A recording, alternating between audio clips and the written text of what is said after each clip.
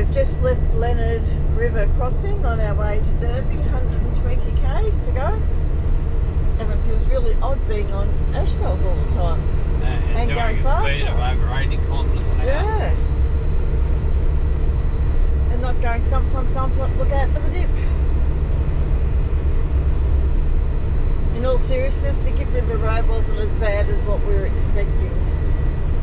But yeah, as long as you take it easy, it's not too bad. Probably helps that we're used to dirt roads as well. But yeah, there's a lot of people out, or not a lot, there are some people out there who speed and don't really slow down when you're going past, and that's a bit of a problem with rocks and stones being thrown up at you, but that's on the odd, not frequent occasion. Most people are respectful, which is good.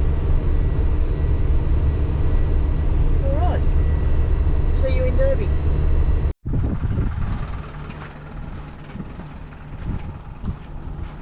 Well, here we are at the end of the Gibb River Road, or the beginning if you're heading east, but we're heading west, so we're at the end of it.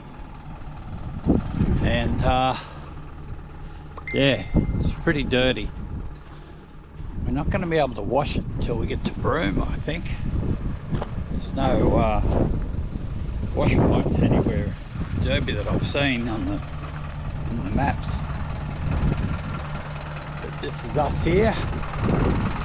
That's the old sign that used to be up where the new sign is now.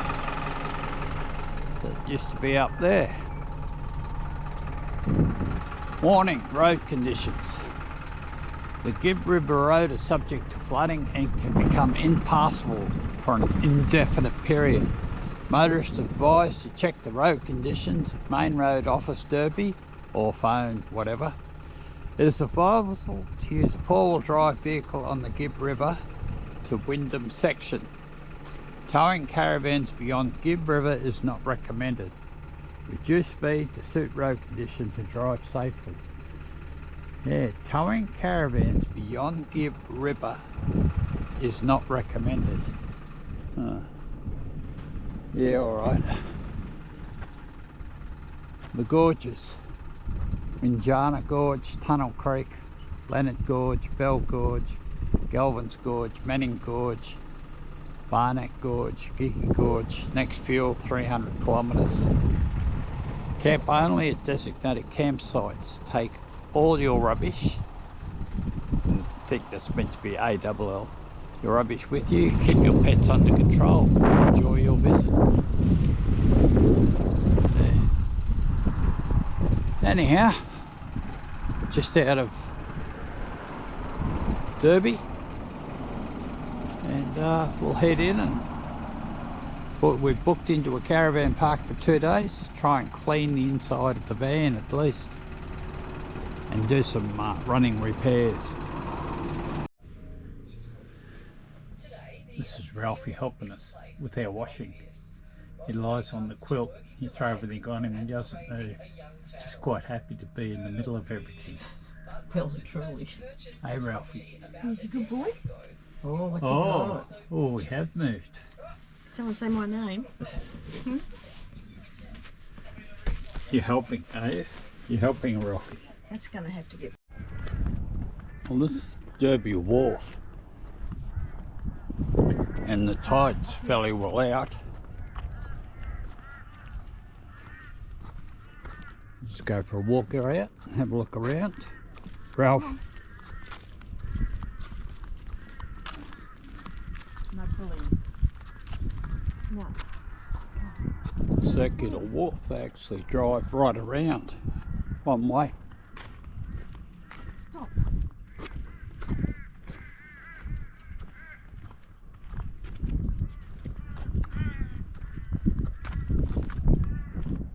Might come back later this afternoon and see what the tide's like.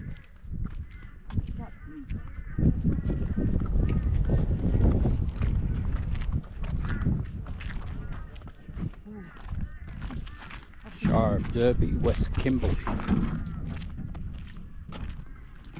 Obviously that's the old wooden piers of the old one. Sorry? The kite. Yeah.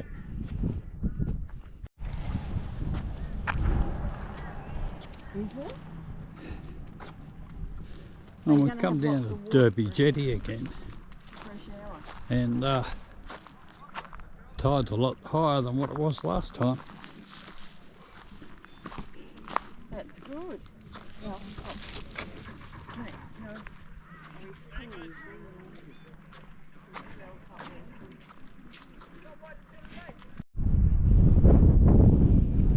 Yeah. I'll probably come back this afternoon. Be a good comparison shot. Just on dusk.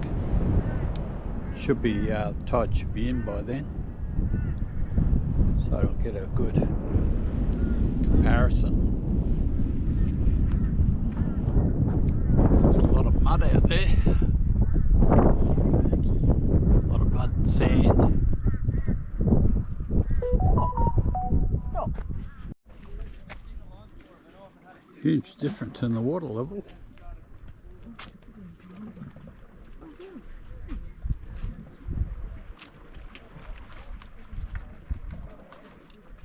There is, isn't there?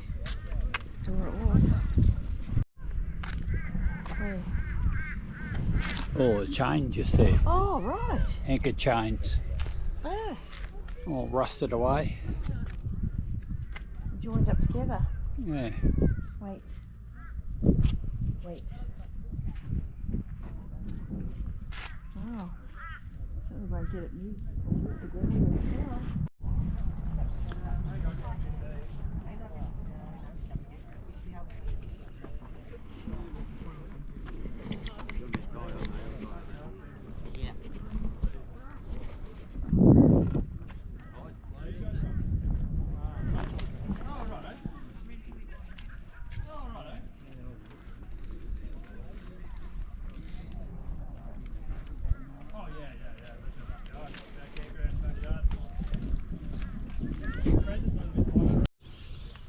Sunset from the caravan park.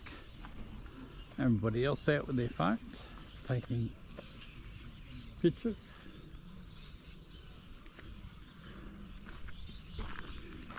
Anyhow, this is us at Derby Caravan Park.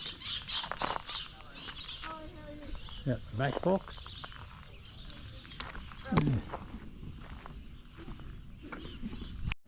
Here we are on the way to the prison Boab Tree at Derby.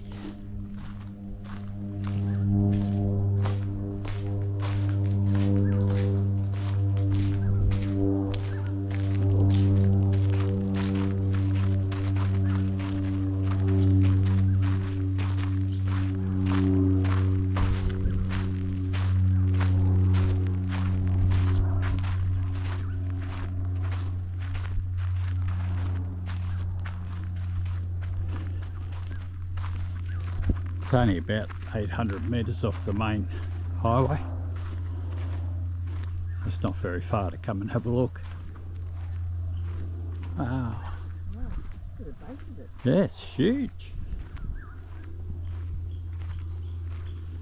The significance of the prison Boab tree derived from its reputed use as a rest point for police and escorted Aboriginal prisoners en route to Derby, the Principality. Its prior but less publicly known connections to Aboriginal religious belief. Prison Boab tree attracts many visitors. The fence was erected out of respect to religious significance of the Boab tree and to prevent pedestrian traffic from compacting the soil around its roots. This site is protected under Aboriginal Heritage Act 1972. Please be advised that unauthorised entry beyond the perimeter of the fence is prohibited. Note that also snakes are known to habit the tree. Inhabit, yeah.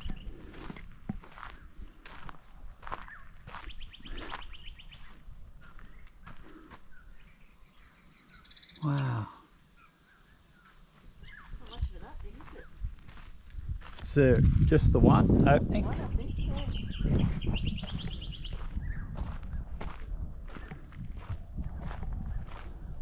Do you wonder how old this one is?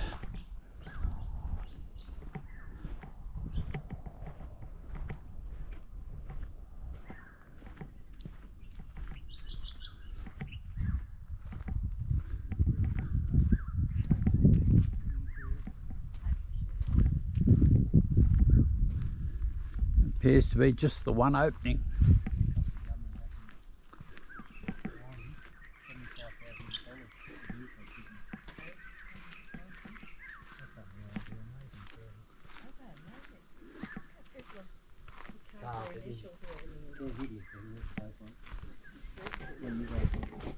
That's it, one opening.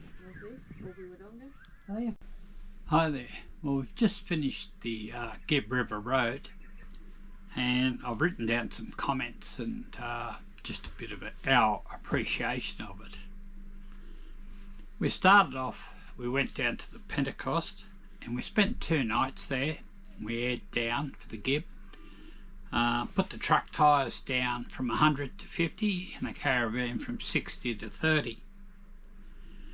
Then we, like I said, we spent 2 nights there, and then we took off towards Ellenbray for scones. I mean, you got to do it. Everybody has scones at Ellenbray, and they weren't bad. You do it because you're passing. You wouldn't go there just for the scones.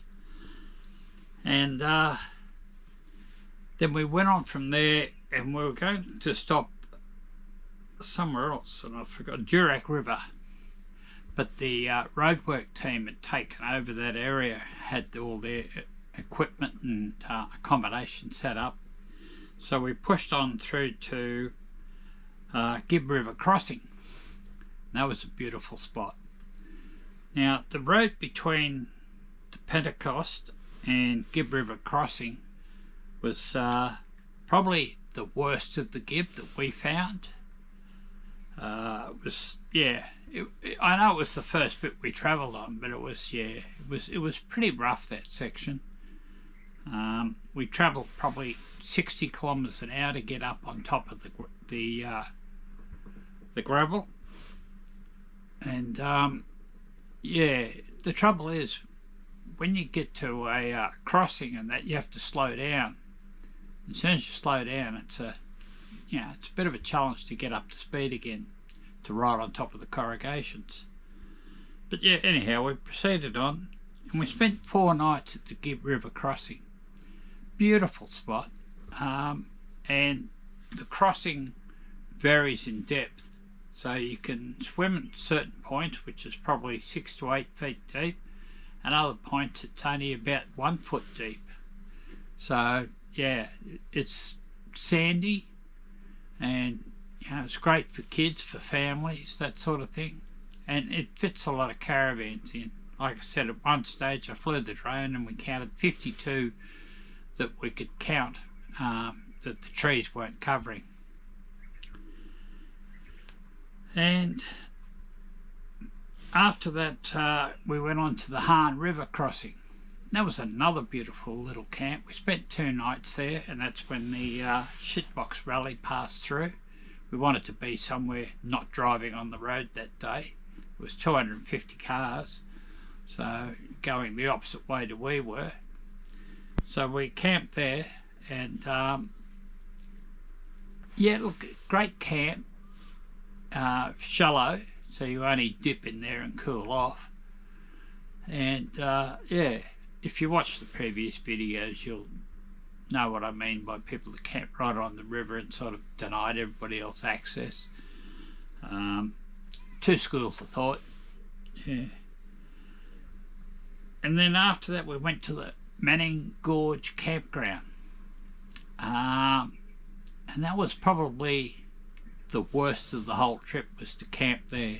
It's not the fact that you pay money to camp there, that's neither here nor there. It's the fact that there was, I don't know, probably in excess of 300 people there. Probably way more than 300. You had 2 bus tours in, people everywhere, and there's 3 male toilets, no urinal, 3 male showers, 3 female toilets and 3 female showers. And just to go to the toilet in the morning, you can't be busting because you've got an awful long wait just to get to use the toilet, and the showers were stone cold. I imagine someone during the day somewhere gets a warm shower, but I had a stone cold one at 3 o'clock in the afternoon. Now we left there early, And that was the best thing we did. We got on the road early and we went to Galvin's Gorge, and for us that was the pick. The dog went straight in for a swim. We got there was a couple of people leaving. When we got there, one gentleman came while we're getting set up and he left, and then we had the whole place to us, the whole place to ourselves, and loved it. Swimming, the water was surprisingly not as cold as other places. We had a beautiful swim there. The dog swam, of course. He swims everywhere now. And yeah, we enjoyed that. Then we went on that same day. We went on to, I'm going to try and pronounce this, bear with me, Minty Community Camp. Forgive me for butchering that one up. We spent one night there. It was a nice camp. It was well laid out. Had hot water, had showers and toilets. No power, and you couldn't hook up to water. I believe there was water there that you could fill your tanks up with. Yeah. And we after that we moved on there to Leonard River Crossing. Now the road between Inaminji and Leonard Creek Crossing was probably the second worst patch of road on the whole Gibb. The centre of the Gibb was quite good. There was lots of bitumen patches. Some of the bitumen was 10 kilometres long. And quite a few of the times they'll put bitumen on the hills, or sometimes the creek crossings and that sort of thing. But yeah, there's patches all over the place. And we stayed at Leonard River Crossing, had a look around, and we stayed there for one night, aired up, and put the truck tyres back up to 100 and caravan back up to 60. And from there it's bitumen all the way through to Derby. So we moseyed on to Derby, which I think was about our 11th day at that stage on the Gibb. We got to Derby, we'd booked in for 2 nights. When we got there we had a bit of trouble, and what I mean by trouble is the booking we'd made, someone was in there and disappeared, went somewhere and left their vehicle hooked up and everything. So the booking we had for a drive-through site, because we're a large unit, it wasn't available, and they tried putting us in another site and we physically couldn't back in. We just physically couldn't fit, and they found another site for us, and we went back in there and we had trouble fitting, and we rang them up. They came down and in a huff and a puff, and the caretaker wasn't very happy with us. We were whingers apparently, and then he chainsawed the limbs off the tree so we could fit in. So we spent 2 days at Derby. We did our shopping, tried to tidy the inside of the van as best we could. That red dust gets in everywhere. Then we went and had a look at the high and the low tides. Got some video of both. There's not a lot to do in Derby itself, and not a lot to see. It was the weekend, which that probably didn't help on a Sunday. But yeah, then we left Derby, and when we left we went and visited the prison tree just outside of Derby. And that's a big old tree, that one. She's a massive tree. And funny enough, it's not too far from the actual prison that's at Derby now. Now, I've already mentioned there's a couple of points here. Tyre pressures, well, I've mentioned them. Breakages on the Gibb. Inside the caravan, a few of the screws came out, which allowed the drawers to come out, and they all tipped out and everything was sort of scattered all over the floor, which you can see in one of our videos. Vicky was not very happy with that. And the fascias on the fridge moved, and the plastic clips that hold the fascia of the fridge on they broke. So what we did is when we got to Derby, we just bought some glue and fixed it all up, and yeah, it's holding quite well now. The drawers, put some bigger screws in, used a bit of Loctite, and they seem to be fine now. Although we will change the catches on the drawers because they're made of plastic. Some of them broke, that sort of thing, the little lips on them. So we'll, when we get back, we'll go to Bunnings, the great superstore, and we'll buy some metal latches for the drawers, I think. The breakages on the truck, well, that was zero, absolutely none whatsoever. The other thing that broke on the caravan, which was not the Gibb River Road, it was the driver's fault. I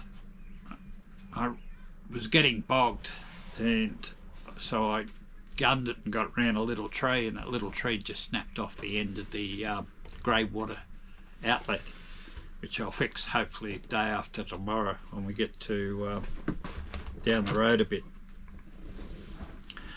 Alright, now some other things I noticed about the Gibb. When groups travel together, and there was quite a lot of groups travelling together, they found it very hard to find a place to park for the group to be together in the free camps.